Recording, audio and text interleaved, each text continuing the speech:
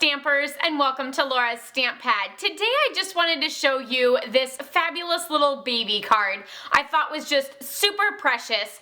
My intentions in the card wasn't a baby to start out with, but once I added the little X's in the background in the pink and added the gray, I was like, oh my gosh, this just looks like a baby card and it looks super precious. So then I did the baby and the little pink banner that went across and added a few rhinestones. For this card, I actually used the Layered Letters Alphabet stamp set for all of the images. Here's the little X. It looks like a cross. There's an X. So here's the little X that I used in the background, and I just stamped it a few times, a couple times. I stamped it like 3 times before going back to the ink. So I have like 1, 2, and then there's the really light ones that I don't even know if you can tell. And then, like 1, 2, 3. So I just stamped a couple times, randomly all over the card. And then I used some of the Neutrals Designer Series paper to create that star with the stars framelits. And then I used this stamp set again for the alphabet. So I used this piece here for my background, and then I heat embossed with white and did the letters baby. Of course, you could always do the name of the child if you know, or you could just do baby to have on hand for all of your upcoming baby card needs that you have.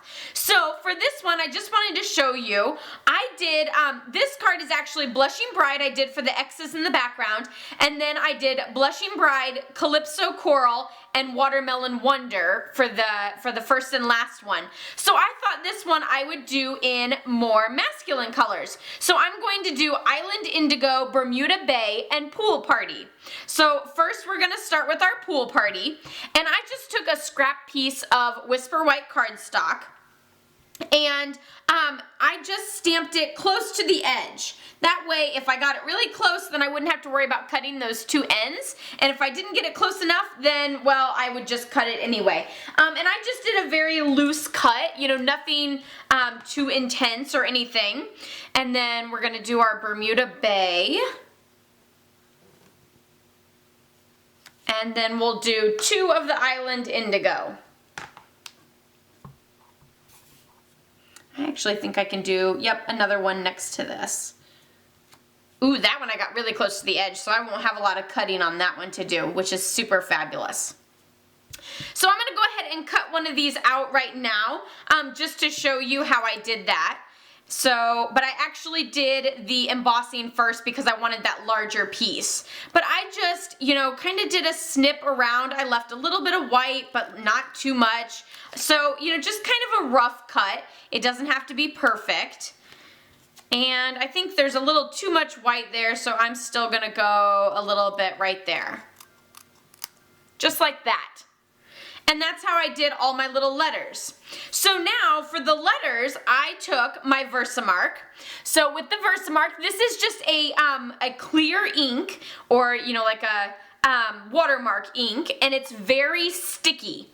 And it normally comes where it's white, but mine's dirty. So just disregard that. I'm going to take my embossing buddy first, since I'm embossing on this. I'm going to take my embossing buddy and just kind of tap on top of that. This actually just kind of reduces any sort of static or anything on your project. That bag just has like a rosin material inside, almost like what gymnastics use.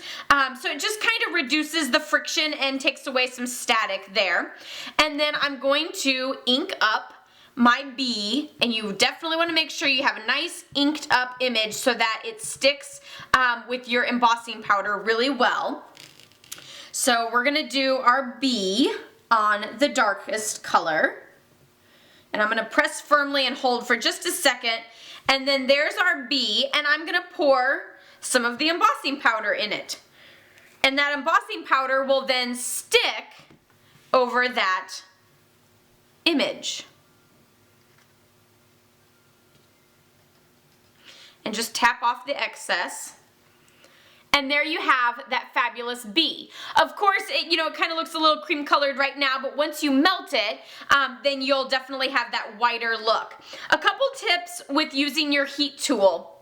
I won't actually melt it here on camera, But you have your heat tool here. There are the two settings. I always use the second set, or the number 2, so I'll go all the way up.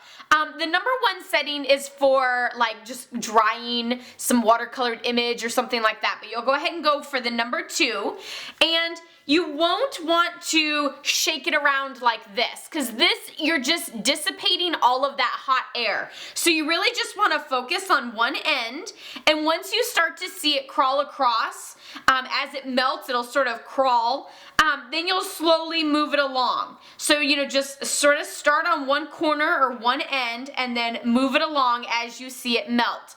And then I usually kind of go over the whole thing very slowly, just to make sure I got every last bit of it. So again, no shaking it around, because otherwise it'll just take longer, because you're making all that warm air dissipate and it's not actually heating up to the temperature that it needs to be at in order to melt that powder. So of course I'll be finishing this card and posting the photos of that, as well as this fabulous little baby girl card on my blog, laurastamppad.com, so be sure to check that out.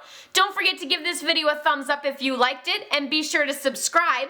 Also, let me know what shades you would like to use in the color combinations in the comments below. Did you like the Blushing Bride, Calypso Coral, and Watermelon Wonder? Or do you like Pool Party Bermuda Bay or Island Indigo? Or do you have another combination that you think would be super fabulous? I'd love to hear from you in the comments below. And until next time, all happy stamping. Bye-bye.